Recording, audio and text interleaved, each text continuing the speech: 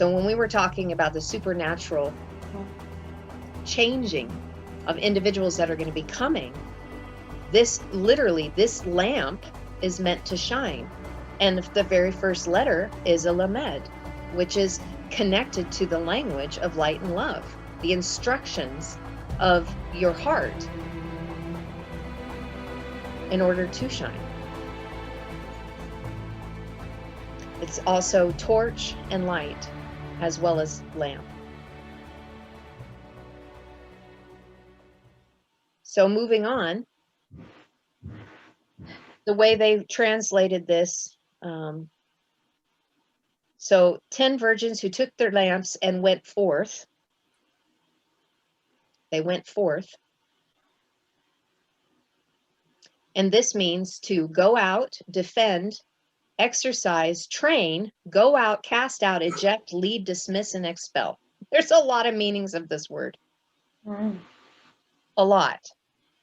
And in the Hebrew underlayment with the Aramaic overlayment, we have escape, leave, depart, removed, send, throw, a case, and this actually literally has to do with like litigation.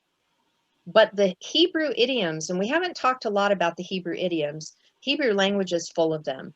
So in using different words in the way they would speak, it would be an idiom meaning something else. So for example, some of the idioms on here is that plants that would produce. So right there, I'm looking at that going, okay, so if we're looking at the noon as an activity of life and a sprouting seed, we're supposed to produce fruit. So, that's important. And what about a boat disembarking? The ark, the Merkabah, disembarking, leaving, being able to get out. There's a lot connected there. And then we always have the negative side too, the positive and the negative, that this is connected to spreading rumors. It also is spending money. But I like this, events that will come to pass. So as an event, this is talking about something that is going to come to pass. And when you're looking about the potentiality of departing or being removed, because they're exercised in what? They have the ability to defend, and they trained. So how they do that? Well, in humility, teachability, they went through the spiritual path, noon, of the language that reveals what they need to compress light within them in the circle of time, the kuf. That which was once hidden, now revealed, finding the narrow path between the light and the dark, compressing. And then that leads us right to the next word, which has light in the middle of it, or. So the revelation that is coming to them, that's going to extract them through the language meant for the inside, is the power that comes from mother and father, revealing the power of what they need to for their flesh so that they can train themselves and be exercised in it.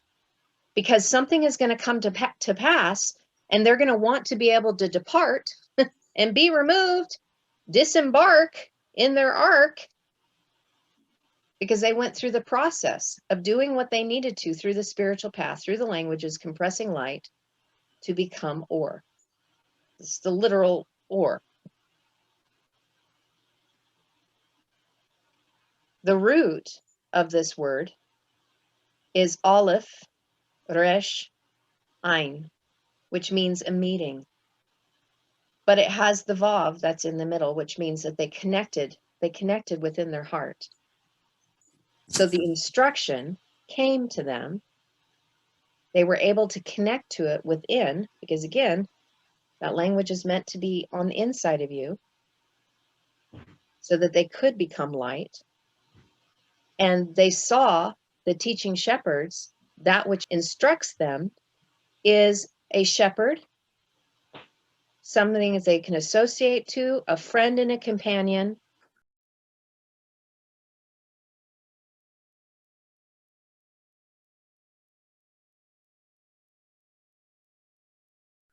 but it also means thought, purpose, and aim.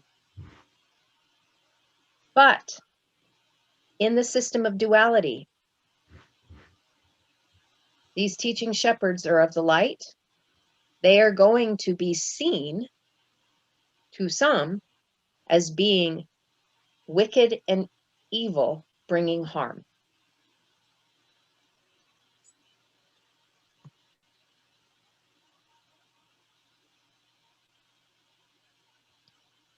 And to a religious system, that's exactly the way these teaching shepherds are going to look, because this is going to be completely against the religious systems that have been shackling people to a lesser narrative, never allowing them that which they need to instruct themselves so that they can escape and leave and depart and be removed.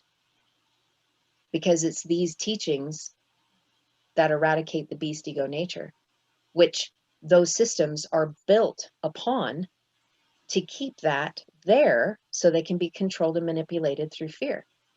Because this system is all about the control of the people because of the power that we have that we just forgot because we don't remember who we are.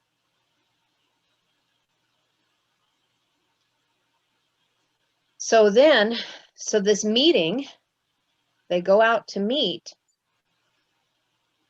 And again, looking at the word to lead, they're meeting the bridegroom and the bride. We're probably not going to go much over this. I think I'm just going to stop it at this verse, and then we can just talk about some of these particulars, just because teachings get too long and I know it gets overwhelming, and I think we can just discuss what we just looked at. Mm-hmm. But the bridegroom, there's a lot in this word. There's a lot. And it's bride and groom, but I find it interesting because this word means to connect, to tie, to connect, to covenant, to enter into the family, be connected as the bride, conjunctive dash, groom. So they went ahead and just put bridegroom, but it means to join together, the bride and the groom together. Mm-hmm. So that means there's two separate parts that are coming together as one and uniting.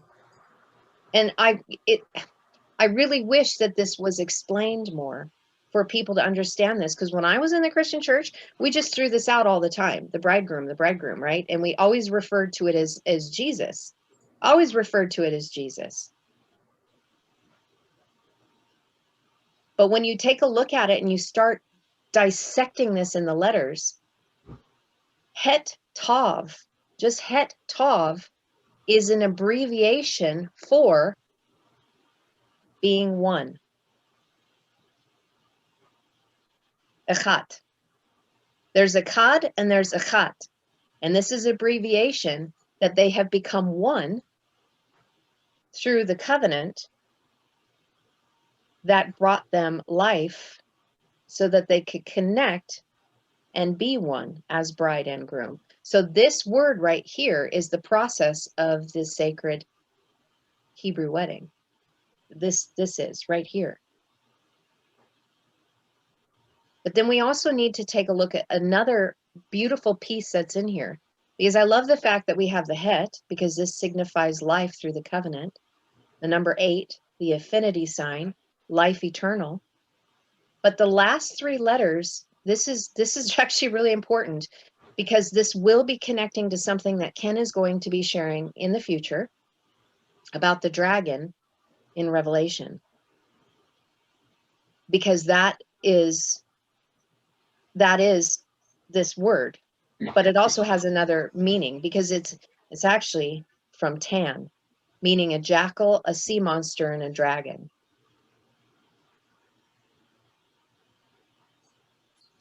But when it has Tav Nun Aleph, it means teacher,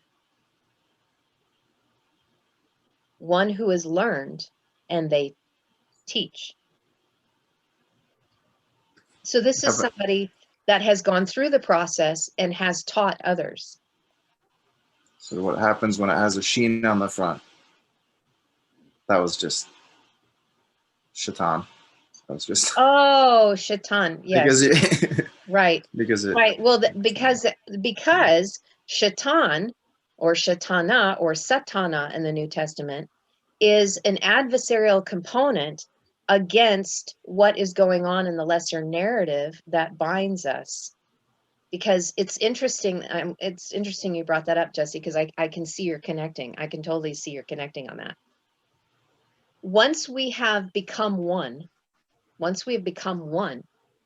are an adversarial component to the system of duality, because one is against two.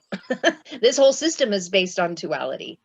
So we become an adversarial component to the system of duality because we found the narrow path between the two ways. And that is why the system is against us and why we are then called Satana. But part of that, and you wouldn't know that because the difference is that you don't know about Jesse, is that Satana in the New Testament is a tet, and this one is a tav. But if you were saying it, unless you knew the language, you wouldn't know the difference because they have the exact same sound.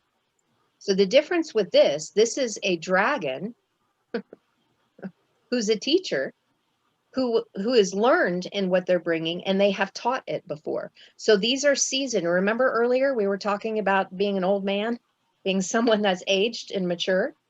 It's because they've gone through this process. So those are coming as a teaching shepherds of light, as your companion and friends, are those that are seasoned as a teacher. And they are coming to be able to help you connect in the sacred wedding as a bride and the groom so that you can find oneness. I think that's just flippin' amazing.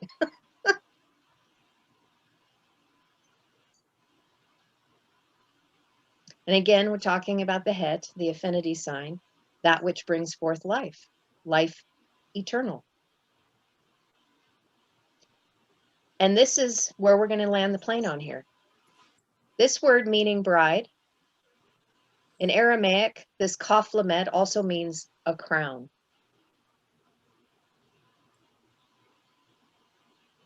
It means a crown. So if you're connecting it to like the crown chakra, to be crowned with light, they are receiving their crown. These are those who have connected as bride and groom and one that are coming crowned because they connected themselves to the covenant of the Father where they became one, which is exactly the process right here that we just went through, becoming connected as bride and groom, becoming one. And it's those who will be crowned. And those that didn't have this understanding, going back, the virgins that were still in the material world, are going to be meeting those who are wearing the crown, because the crown is given to the queen. The crown is given to the queen of heaven that is set in the waters of above, that is of the kingdom of the Shemaiah.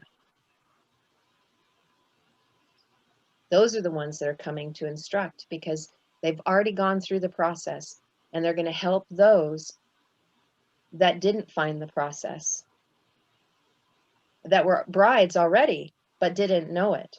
They didn't know that there was a process to even go through, let alone that there was a choice. So everything that happens right now, everything that is happening in the end times to wake people up, it is meant for them to see that the path of materialism that they're right now, that we've been in, is not sustainable. I mean, it doesn't take much to look around and see the businesses that have closed, all of these things that are being completely eradicated in the middle class. You know, there's things that are happening with mortgages. There's things that are happening with repossessions of automobiles. People have lost their job. They lost their income. And they're looking to the government to bail them out when it is all meant to say, none of this is sustainable. Take a look at your materialism and the path that you've been on and know that there's another way. You didn't see it, but it was buried underneath that letter because it's a noon vav noon. There's a spiritual side of you that you're not aware of. These teaching shepherds are going to come and teach you because they've done it, and they're seasoned in it because they did it, so they own it. You know, this is not somebody that's hypothetically saying, oh, here, this is what I read in a book and do it. No, they've done it. They've become it. They're walking in it as a sign, as a miracle, as a flag saying, hey, look over here. There's another way and I can show you how. Because I'm seasoned in this. I've done it and I want to help. So that's what's in the first verse of the Wise and Foolish Virgins. What do you think the daughter-in-law, that's just a mistake? Or No, it's just if you were talking in normal conversation, because remember, a daughter-in-law is a daughter that has attached herself to the father's house. So the groom, the daughter-in-law. So the groom goes and adds to the father's house and brings the wife over to the father's house. Now she's the daughter-in-law because they're married. So that's not a mistake. It's just another usage of that word. So if you connect it to the ancient Hebrew wedding, I go and make a place for you. In my father's house, there's many mansions.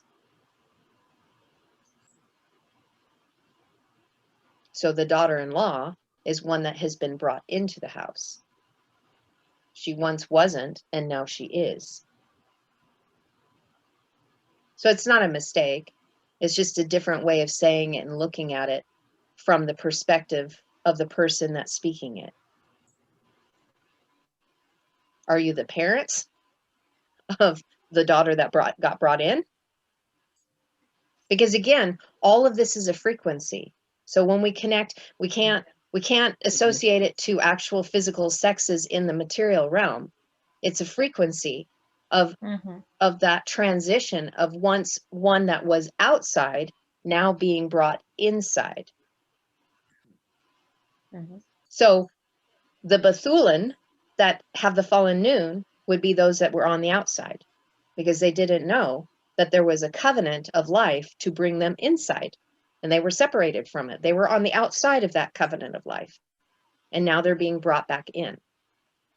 Or that's the process that's being presented to them in this first verse of the Wise and Foolish. So this is another way of presenting this, because there's no sheen in there of, the crown. Once you're crowned as queen or king, then you become the wife, right? And it's interesting that, so it's bride, but it's also crown. So yeah, daughter-in-law is one that's already married, but the bride is one who's in process. So we're talking about a crown as in completion in the totality of being. And then the sheens are the representation of the consuming fire of mother and father that are helping you consume all of that beast ego nature, which is represented in that fallen noon. So there is no sheen in this process of this becoming, because in this becoming, there is no beast ego. Hence why there's oneness there. There's no longer any separation, because they have been connected as bridegroom, as having become one.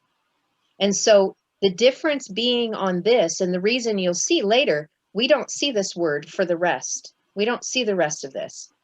So in actuality, what we see for the rest of this, the Wise and the Foolish Virgins, is we're seeing those that are the teachers that have become the bridegroom as one. We already know that there is those that are crowned, but they're not stepping out in the place that they're just glorifying and they're saying, hey, look, I'm crowned and you're not. That has nothing to do with it. This has to do with them being revealed as those who have been crowned. In their revealing, they're being revealed in the day of revealing, the revelation, aka the apocalypse, as those who went through the process. And there's something that happened that was a miracle, as a beacon and a sign, that sets them apart from those who didn't take the spiritual path.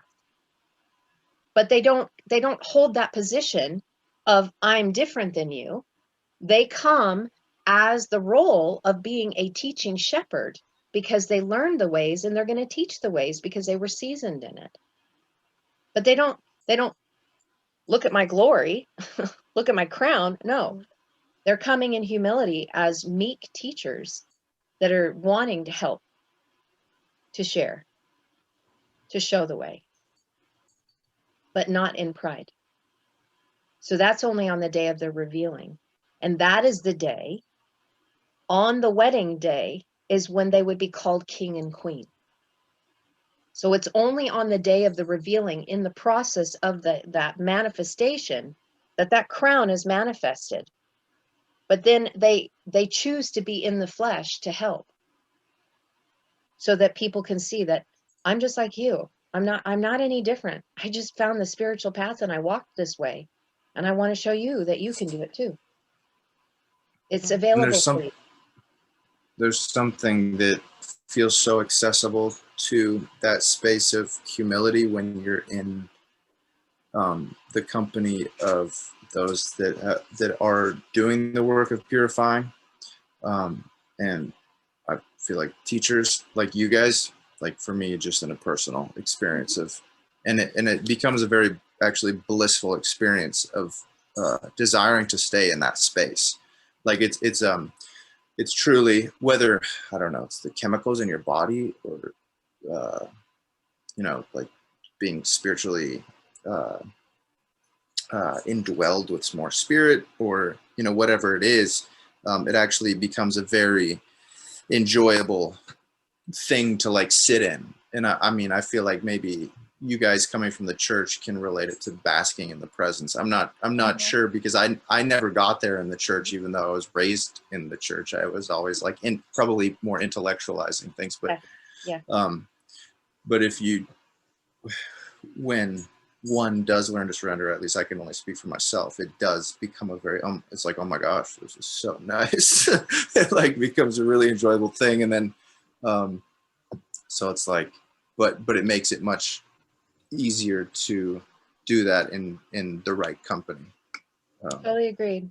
So, Mhm. And I think that what you've explained in that is the frequency of what love feels like. Not love with conditions, but really what unconditional love feels like, because it wrecks you. And when you're in the presence in that, and it wrecks you, and you get to touch it. And if you get to be in that presence, and you're right, Jesse, like the whole reason why your dad and I have been able to take this journey is because we got wrecked by the Spirit over and over and over again, so that we could trust the lead of the Spirit to get us where we're at today. Full surrender, because it was unconditional love. You just accepting this beautiful gift that is being lavished and poured out upon you. And it's something that is tangible and you can feel it, and it pulls you, and you're like, I want more of this, because we forget that that's where we came, and that's what we lived in, and that's what we experienced all the time, because that's who we were. And so that spirit of unconditional love draws you to want to find it again and keep seeking after it. And that's like it's the propellant behind what we do in our entire life. And so when you have those huge epiphany moments like you did when you were traveling, you got hit so hard that it was something you were like, you were changed and transformed in that moment of this experience. And that's what you've been chasing after ever since. And then when you find it, and then you can connect to it, you're really actually connecting to your higher self.